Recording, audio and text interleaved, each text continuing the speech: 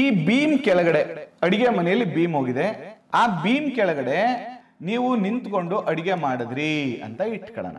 ಮನೆಯಲ್ಲಿ ಅಥವಾ ಮಡದಿಗೆ ಆರೋಗ್ಯದ ಸಮಸ್ಯೆಗಳು, ಮೇಜರ್ ಪ್ರಾಬ್ಲಮ್, ಅನಾರೋಗ್ಯ ಸ್ಥಿತಿ ಜಾಸ್ತಿ ಆಗ್ತದೆ, ಅಡಿಗೆ ಮಾಡಕ್ ಆಗ್ತಾ ಇಲ್ಲ, ಹೆಲ್ತ್ ಪ್ರಾಬ್ಲಮ್ ಜಾಸ್ತಿ ಆಗಿದೆ, ಬ್ಯಾಕ್ ಪೈನ್ ಜಾಸ್ತಿ ಆಗಿದೆ, ಅಥವಾ ಅಡಿಗೆ ಮಾಡಕ್ಕೇನೆ ಕಾಮ್ನೆಸ್ ಇಲ್ಲ, ಸ್ಟ್ರೆಸ್ ಜಾಸ್ತಿ ಆಗಿದೆ.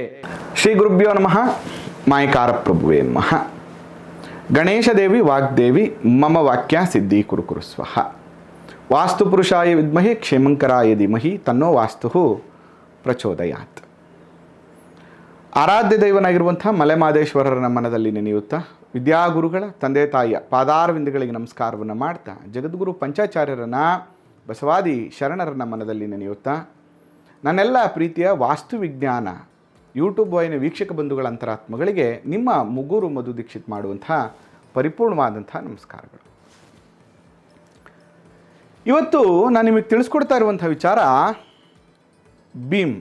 ಮನೆಯಲ್ಲಿ ಬೀಮ್ ಅನ್ನುವಂಥದ್ದು ಎಷ್ಟು ದೊಡ್ಡ ಮಟ್ಟದಲ್ಲಿ ತೊಂದರೆಯನ್ನು ಕೊಡುತ್ತೆ ಅಂದರೆ ನಿಮಗೆ ಗೊತ್ತೇ ಇರಲ್ಲ, ಅಷ್ಟು ತೊಂದರೆಯನ್ನು ಕೊಡುತ್ತೆ. ಅದಕ್ಕೆ ಬೀಮ್ ಮಾಡುವಾಗ ಸರಿಯಾದ ಕ್ರಮದಲ್ಲಿ ನೀವು ಬೀಮನ್ನು ಮಾಡ್ಕೋಬೇಕಾಗ್ತದೆ. ಹಾಗಾದರೆ ಬೀಮಿನ ಬಗ್ಗೆ ಹೆಚ್ಚಿನ ವಿಚಾರಗಳನ್ನು ತಿಳ್ಕೊಳ್ಳೋಕ್ಕಿಂತ ಮುಂಚೆ ನೀವು ಇನ್ನೂ ಕೂಡ ನಮ್ಮ ವಾಹಿನಿಯನ್ನು ಸಬ್ಸ್ಕ್ರೈಬ್ ಆಗಿಲ್ಲ, ಲೈಕ್ ಮಾಡಿಲ್ಲ, ಫಾಲೋ ಮಾಡಿಲ್ಲ ಅಂದರೆ ದಯವಿಟ್ಟು ಮಾಡಿ ಮತ್ತು ಸಪೋರ್ಟ್ ಮಾಡಿ. ಅನೇಕರು ನಮಗೆ ಮೆಸೇಜ್ ಮಾಡ್ತಾ ಇರ್ತೀರ, ಸಮಯದ ಅಭಾವದಿಂದ ಕೆಲವು ಬಾರಿ ಅದನ್ನು ರಿಪ್ಲೈ ಮಾಡೋಕ್ಕಾಗಿರಲ್ಲ ಮತ್ತು ನಿಮ್ಮ ಎಲ್ಲ ಕಂಟೆಂಟ್ಗಳನ್ನು ನಾವು ಅಬ್ಸರ್ವ್ ಮಾಡ್ತಾ ಇದ್ದೀವಿ. ನಿಮ್ಮ ಎಲ್ಲ ಪ್ರಶ್ನೆಗಳಿಗೆ ಮುಂದಿನ ಸಂಚಿಕೆಗಳಲ್ಲಿ ನಾನು ವಿಚಾರಗಳನ್ನು ತಿಳಿಸ್ತಾ ಹೋಗ್ತೇನೆ. ಅದರ ಜೊತೆಗೆ ಇದೇ ಏಪ್ರಿಲ್ ಕೊನೆಯ ಭಾಗದಿಂದ ಹೊಸ ವಾಸ್ತು ತರಗತಿಗಳು ಪ್ರಾರಂಭ ಆಗ್ತಾ ಇದೆ. ಯಾರಿಗೆಲ್ಲ ವಾಸ್ತುಶಾಸ್ತ್ರವನ್ನು ಕಲಿಬೇಕು ಅನ್ನುವಂಥ ಆಸಕ್ತಿ ಇದೆ ಅವರೆಲ್ಲರೂ ಕೂಡ ಅಡ್ಮಿಷನನ್ನು ಆಗ್ಬೋದು. ವಾಸ್ತು ತರಗತಿಯಲ್ಲಿ ಅನೇಕ ವಿಚಾರಗಳನ್ನು ತಿಳಿಸ್ಕೊಡ್ತೇನೆ. ಮನೆಯಲ್ಲಿರುವಂಥ ಗೃಹಿಣಿಯರಿರ್ಬೋದು ಅಥವಾ ಪುರೋಹಿತರು, ಅರ್ಚಕರು, ಆಗಮಿಕರು, ವಾಸ್ತು ಕನ್ಸಲ್ಟೆಂಟ್ ಆಗಬೇಕು ಅನ್ನುವಂಥವ್ರು, ಅಥವಾ ಮೇಸ್ತ್ರಿ ಇರ್ಬೋದು, ಕಾಂಟ್ರಾಕ್ಟರ್ ಇರ್ಬೋದು, ಇಂಟೀರಿಯರ್ ಡಿಸೈನರ್ ಇರ್ಬೋದು, ಇಂಜಿನಿಯರ್ಸ್ ಇರ್ಬೋದು, ನಿಮ್ಮೆಲ್ಲರಿಗೂ ಕೂಡ ವಾಸ್ತು ತುಂಬ ಉಪಯೋಗ ಆಗುತ್ತೆ. ನೀವು ಕೂಡ ವಾಸ್ತುಶಾಸ್ತ್ರವನ್ನು ಕಲಿಬೋದು ಅಂತ ಹೇಳ್ತಾ, ನೋಡಿ ಬೀಮ್ ಅಂದ್ರೇ ಒಂದು ಸ್ಟ್ರೆಸ್. ನೋಡಿ ಯಾಕೆ ಈ ಬೀಮ್ ಹಾಕ್ತೀವಿ ನಾವು ಮನೆಯಲ್ಲಿ ಅಂತಂದರೆ, ಈ ಮನೆಯ ಸಂಪೂರ್ಣವಾದ ಒತ್ತಡವನ್ನು ಅದು ತಡ್ಕೋತದೆ. ಇಡೀ ಭಾರವನ್ನು, ಮನೆಯ ಸ್ಟ್ರೆಸ್ಸನ್ನು, ಗೋಡೆಯ ಸ್ಟ್ರೆಸ್ಸನ್ನು ಇದು ತಡ್ಕೋಬೇಕು ಅನ್ನುವಂಥ ವಿಷಯದಲ್ಲಿ ಈ ಬೀಮನ್ನು ನಾವು ಹಾಕಿರ್ತೀವಿ. ಬಟ್ ಇಲ್ಲಿ ಏನಾಗ್ತಾ ಇದೆ, ಈ ಬೀಮ್ ಏನು ಮಾಡ್ತಾ ಇದೆ ಅಂತಂದರೆ, ಈ ರೀತಿ ಬೀಮ್ ಇದೆ, ಇದು ಗೋಡೆ ತಾರಸಿ ಲೆವೆಲ್ಲು, ಬೀಮು ಅದಕ್ಕಿಂತ ಕೆಳಗಡೆ ಕಾಣಿಸ್ತಾ ಇದೆ. ನಿಮಗೆ ಕಾಣಿಸ್ತಾ ಇರ್ಬೋದು, ಈ ರೀತಿಯಾಗಿ ಗ್ಯಾಪಲ್ಲಿ ಅದು ಕಾಣಿಸ್ತಾ ಇದೆ. ನೋಡಿ ಈ ಸಂದರ್ಭದಲ್ಲಿ ಅಕಸ್ಮಾತ್ ಈ ಬೀಮ್ ಕೆಳಗಡೆ, ಅಡಿಗೆ ಮನೆಯಲ್ಲಿ ಬೀಮ್ ಹೋಗಿದೆ, ಆ ಬೀಮ್ ಕೆಳಗಡೆ ನೀವು ನಿಂತ್ಕೊಂಡು ಅಡಿಗೆ ಮಾಡಿದ್ರಿ ಅಂತ ಇಟ್ಕೊಳ್ಳೋಣ.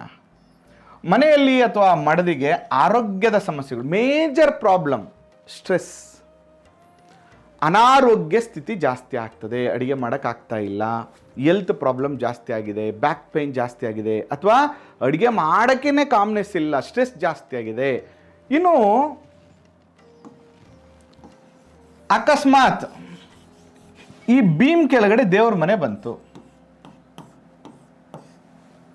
ಅಯ್ಯೋ ಆ ದೇವ್ರ ಮನೆ ಒಳಗಡೆ ಕೂತ್ಕೊಂಡು ಧ್ಯಾನ ಮಾಡಲಿಕ್ಕೆ, ಜಪ ಮಾಡಲಿಕ್ಕೆ, ಅಷ್ಟೋತ್ರ ಹೇಳಲಿಕ್ಕೆ, ಅಥವಾ ಪ್ರತಿದಿನ ಹೂವನ್ನು ಚೇಂಜ್ ಮಾಡಲಿಕ್ಕೆ, ಬೆಳಗ್ಗೆ ಸಂಜೆ ದೀಪವನ್ನು ಹಚ್ಚಲಿಕ್ಕೆ ನನ್ನ ಕೈಲಿ ಆಗ್ತಾ ಇಲ್ಲ.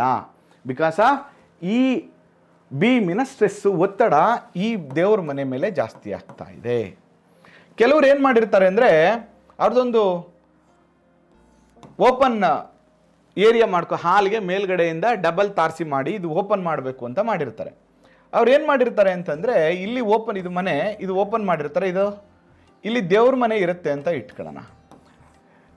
ಈ ಏರಿಯಾ ಏನಾಗಿರುತ್ತೆ, ಅರ್ಧಕ್ಕೆ ಬಂದಿರುತ್ತೆ, ಅರ್ಧ ದೇವ್ರ ಮನೆ ಇದೆ, ಅರ್ಧ ಆಚೆಗೆ ಬಂದಿದೆ. ಇದು ಕೂಡ ಬೀಮ್ ಥರನೇ ಎಫೆಕ್ಟ್ ಮಾಡುತ್ತೆ. ಆ ಮನೆಯಲ್ಲಿ ದೈವ ಬಲವನ್ನು ಕಮ್ಮಿ ಮಾಡ್ತದೆ, ಆ ಮನೆಯಲ್ಲಿ ಅನೇಕ ಥರದ ಸಮಸ್ಯೆಗಳು ಶುರುವಾಗ್ತದೆ. ಇನ್ನು ನಿಮ್ಮದು ಆಫೀಸ್ ಟೇಬಲ್, ಒಂದು ಚೇರ್ ಇದೆ, ನೀವು ಇಲ್ಲಿ ಕೂತ್ಕೊಂಡು ಕೆಲಸ ಮಾಡ್ತಾ ಇದ್ದೀರಾ, ಇಲ್ಲಿ ಟೇಬಲ್ನ ಇಟ್ಕೊಂಡಿದ್ದೀರಾ. ನೋಡಿ ಈ ಬೀಮ್ ಕೆಳಗಡೆ ಕೂತ್ಕೊಂಡಿದ್ದೀರಾ, ಬಂದವ್ರ ಜೊತೆ ಎಲ್ಲ ಜಗಳ, ಕಾಮ್ನೆಸ್ ಇಲ್ಲ, ಸ್ಟ್ರೆಸ್ಸು, ಒತ್ತಡ, ಯಾವ ಪೇಪರ್ ವರ್ಕ್ ಮಾಡೋಕ್ಕೂ ಅಥವಾ ಕೂತ್ಕೊಂಡು ಸಮಾಧಾನವಾಗಿ ಮಾತಾಡ್ಲಿಕ್ಕೆ ಆಗ್ತಾ ಇಲ್ಲ. ಯಾಕಂದರೆ ಬಿಕಾಸ್ ಆಫ್ ಸ್ಟ್ರೆಸ್ ಜಾಸ್ತಿ ಆಗ್ತಾ ಇದೆ. ಯಾಕಂದರೆ ಬೀಮಿನ ಒತ್ತಡ ಇಲ್ಲಿ ಜಾಸ್ತಿ ಆಗ್ತಾ ಇದೆ. ಅದರಲ್ಲೂ ಕೂಡ ಈ ಬೀಮ್ ಇದೆಯಲ್ಲ, ಈ ಬೀಮು ಎಷ್ಟು ಕೆಟ್ಟದ್ದು ಅಂತಂದರೆ, ದಕ್ಷಿಣೋತ್ತರವಾಗಿ ಏನಾದರೂ ಬೀಮ್ ಇದ್ದು ಅನೇಕ ದಿನಗಳ ಕಾಲ ಅಲ್ಲಿ ಕೂರುವಂಥದ್ದು ಮಲಗೋದು ಮಾಡಿದ್ರೆ ದೀರ್ಘವ್ಯಾಧಿಗಳು ಅಥವಾ ಮರಣವೂ ಸಂಭವಿಸಬಹುದು. ಇನ್ನು ಬೀಮ್ ಕೆಳಗಡೆ ಹಾಸಿಗೆ, ಇಲ್ಲಿ ಮಲ್ಕೊಳ್ಳುವಂಥದ್ದು. ಈ ಬೀಮ್ ಕೆಳಗಡೆ ಏನಾದರೂ ನೀವು ಮಲ್ಕೊಂಡ್ರೆ ದೀರ್ಘವ್ಯಾಧಿಗಳು ಶುರುವಾಗುತ್ತೆ. ಬೆಳಿಗ್ಗೆ ಬೇಗ ಏಳಲಿಕ್ಕಾಗೋದಿಲ್ಲ, ಸ್ಲೀಪಿಂಗ್ ಡಿಸಾರ್ಡರ್ ಪ್ರಾಬ್ಲಮ್ಗಳು ಜಾಸ್ತಿ ಆಗುತ್ತೆ, ಒತ್ತಡ ಜಾಸ್ತಿ ಆಗುತ್ತೆ, ರಾತ್ರಿ ಜಾಸ್ತಿ ಹೊತ್ತು ನಿದ್ದೆ ಬರೋದಿಲ್ಲ, ಕೆಟ್ಟ ಕೆಟ್ಟ ಕನಸುಗಳು ಬೀಳುವಂಥದ್ದು, ಪ್ರೇತ ಬಾಧೆ ಥರದ್ದು ಫೀಲಿಂಗ್ಸ್ ಆಗುವಂಥದ್ದು, ಈ ಥರ ಪ್ರಾಬ್ಲಮ್ಸ್ಗಳು ಶುರುವಾಗುತ್ತೆ. ಅದಕ್ಕೆ ನೀವು ಅರ್ಥ ಮಾಡ್ಕೋಬೇಕಾಗಿರೋದು ಏನಂದರೆ, ಇದು ದೇವ್ರ ಮನೆ ಆಗಿರ್ಬೋದು, ಅಥವಾ ಟಾಯ್ಲೆಟ್ ಆಗಿರ್ಬೋದು, ಸ್ನಾನದ ಮನೆ ಆಗಿರ್ಬೋದು, ಅಥವಾ ಹಾಲಲ್ಲೊಂದು ಬೀಮ್ ಹೋಗಿದೆ ಅದರಲ್ಲಿ ಒಂದು ಸೋಫಾ ಮೇಲೆ ಕೂತ್ಕೊಂಡು ಇಲ್ಲಿ ನೀವೆಲ್ಲರೂ ಮಾತಾಡುವಂಥದ್ದು ಇರ್ಬೋದು, ಇದೆಲ್ಲವೂ ಕೂಡ ಪ್ರಾಬ್ಲಮ್ಸನ್ನು ತಂದು ಕೊಡುತ್ತೆ. ಅದಕ್ಕೆ ಯಾವಾಗಲೂ ಕೂಡ ಅದು ಯಾವುದೇ ಜಾಗದಲ್ಲಿದ್ದರೂ ಕೂಡ ಬೀಮು ಕಾಣದೇ ಇರುವಂತಹ ರೀತಿಯಲ್ಲಿ ನೀವು ಪ್ಲ್ಯಾನನ್ನು ಮಾಡ್ಕೋಬೇಕು. ಮತ್ತು ಇನ್ನೊಂದು ಭಾಳ ಪ್ರಮುಖವಾಗಿ ತಿಳ್ಕೊಬೇಕಾಗಿರುವಂಥದ್ದು ಏನಂತಂದರೆ, ನಿಮ್ಮ ಮನೆಯ ಎಕ್ಸಾಕ್ಟ್ ಬ್ರಹ್ಮಸ್ಥಾನ, ನಿಮ್ಮ ಮನೆಯ ಬ್ರಹ್ಮಸ್ಥಾನ ಇದೆ, ಎಕ್ಸಾಕ್ಟ್ ಬ್ರಹ್ಮಸ್ಥಾನ ಅಂತಿಟ್ಟು, ಆ ಬ್ರಹ್ಮಸ್ಥಾನದ ಎಕ್ಸಾಕ್ಟ್ ಬ್ರಹ್ಮಸ್ಥಾನದ ಮೇಲೆ ಯಾವುದೇ ಕಾರಣಕ್ಕೂ ಬೀಮ್ ರನ್ ಆಗುವಂಥ ರೀತಿಯಲ್ಲಿ ಮಾಡಬಾರ್ದು. ಆ ಬ್ರಹ್ಮಸ್ಥಾನವನ್ನು ಅವಾಯ್ಡ್ ಮಾಡಬೇಕು. ಬ್ರಹ್ಮಸ್ಥಾನವನ್ನು ಅವಾಯ್ಡ್ ಮಾಡಿ ಬೀಮ್ ಬರುವಂಥ ರೀತಿಯಲ್ಲಿ ನೋಡ್ಕೋಬೇಕು. ಯಾಕಂದರೆ ಕನ್ಸ್ಟ್ರಕ್ಷನ್ ಟೈಮಲ್ಲಿ ಮಾಡುವಂಥ ಅನೇಕ ತಪ್ಪುಗಳಿದೆಯಲ್ಲ, ಅದು ನಮಗೆ ಅನೇಕ ತೊಂದರೆಗಳನ್ನು ಕೊಡುತ್ತೆ. ನೋಡಿ, ಇಲ್ಲಿ ಎಕ್ಸಾಂಪಲ್ ಈ ರೀತಿ ಇದ್ದಾಗ ಗುರುಗಳೇ ನಮಗೇನು ಪರಿಹಾರ ಮಾಡಬೇಕು ಅಂತ ನೋಡಿ. ಇದು ಬೀಮ್ಗೆ ಯಾವಾಗಲೂ ಈ ಕಡೆ ಒಂದು ಗೋಡೆ ಇದ್ದೇ ಇರುತ್ತೆ. ಬೀಮ್ ಎಲ್ಲೋ ಒಂದು ಲ್ಯಾಂಡ್ ಆಗಬೇಕಲ್ಲ, ಎಂಡಿಂಗ್ ಆಗಬೇಕಲ್ಲ. ಈ ಥರ ಬೀಮ್ ಇದ್ದಾಗ ನೀವೇನು ಮಾಡಿ ಅಂತಂದರೆ, ಇಲ್ಲೊಂದು ಪಿರಮಿಡನ್ನು ಹಾಕಿ. ಇಲ್ಲ ಗುರುಗಳೇ, ನಮ್ಮದು ಬಾಡಿಗೆ ಮನೆ, ನಾವೇನೂ ಮಾಡೋಕ್ಕಾಗ್ತಾ ಇಲ್ಲ ಗುರುಗಳೇ ಅಂದಾಗ ನೋಡಿ, ಇಲ್ಲೊಂದು ಪಿರಮಿಡ್ ಗೋಡೆಗೆ ಹಾಕಬೇಕು, ಇಲ್ಲೊಂದು ಪಿರಮಿಡ್ ಈ ಕಡೆ ಗೋಡೆಗೆ ಹಾಕಬೇಕು. ಈ ಎರಡೂ ಪಿರಮಿಡ್ಗಳು ಎದುರು ಬರುವಂಥ ರೀತಿಯಲ್ಲಿ ಮಾಡಬೇಕು. ಆವಾಗ ಏನಾಗುತ್ತೆ, ಇಲ್ಲೊಂದು ಎನರ್ಜಿ ಕ್ರಿಯೇಟ್ ಆಗುತ್ತೆ.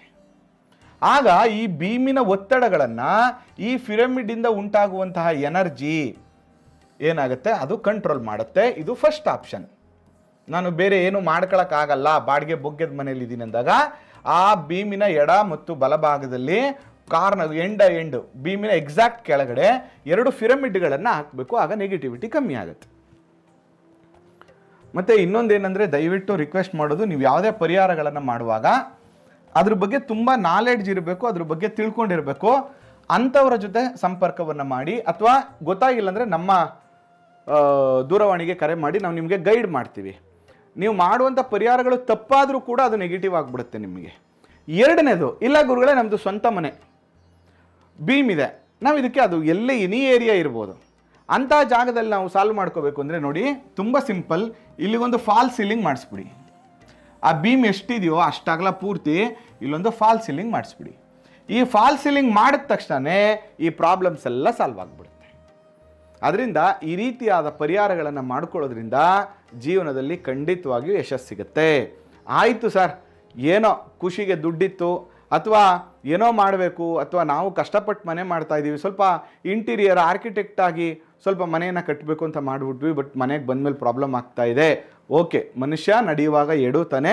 ಖಂಡಿತವಾಗಿಯೂ ನಮ್ಮ ಸಂಚಿಕೆಗಳಲ್ಲಿ ಅದರಿಂದ ಉಂಟಾಗುವಂಥ ಸಮಸ್ಯೆಗಳು, ಅದಕ್ಕೆ ಪರಿಹಾರಗಳು ಎರಡನ್ನೂ ಕೂಡ ಸಂಚಿಕೆಗಳಲ್ಲಿ ತಿಳಿಸ್ಕೊಂಡು ಹೋಗ್ತೀನಿ. ಏನೂ ಗಾಬರಿ ಆಗೋದು ಬೇಡ. ನೀವು ಮಾಡಬೇಕಾಗಿರುವಂಥದ್ದಿಷ್ಟೇ, ನಿಮ್ಮಿಂದ ಇನ್ನೊಂದು 106 ಜನಕ್ಕೆ ಸಹಾಯ ಆಗಬೇಕು. ಅದರಿಂದ ಈ ವಿಡಿಯೋಗಳನ್ನು ಹೆಚ್ಚೆಚ್ಚು ಶೇರ್ ಮಾಡಿ ಮತ್ತು ಸಪೋರ್ಟ್ ಮಾಡಿ. ಆ ಮಲೆಮಹದೇಶ್ವರನ ಅನುಗ್ರಹ ಸದಾ ನಿಮ್ಮ ಮೇಲಿರಲಿ. ನಮಸ್ಕಾರ.